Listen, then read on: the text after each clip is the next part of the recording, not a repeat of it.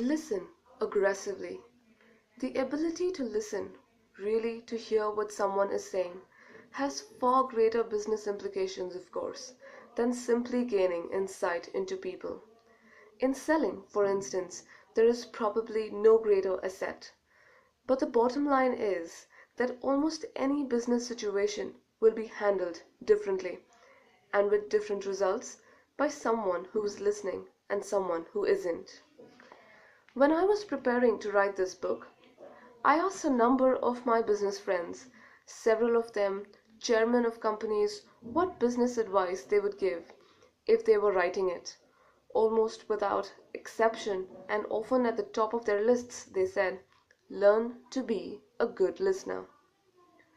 One friend, the head of a well known sales organization, described it as watch your listen talk ratio.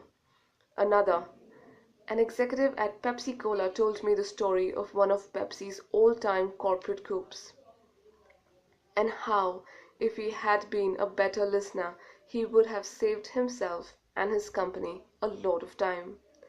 Pepsi, he said, had been trying forever to get into Burger King, and since they believed Burger King would never dream of dropping Coke, the focus of their presentation was always towards giving the consumer a choice. Burger King's philosophy did indeed promote choice, have it your way. But, as Pepsi was told time and again, this was in the larger quality control philosophy of a limited menu, including one cola.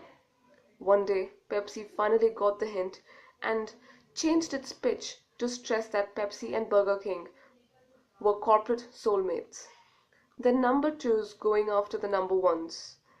Since they already shared mutual strategies of product superiority, wouldn't it make sense to kick out Coke and bring in Pepsi? Someone at Burger King said, we have been trying to tell you that for months. I'm glad someone finally listened.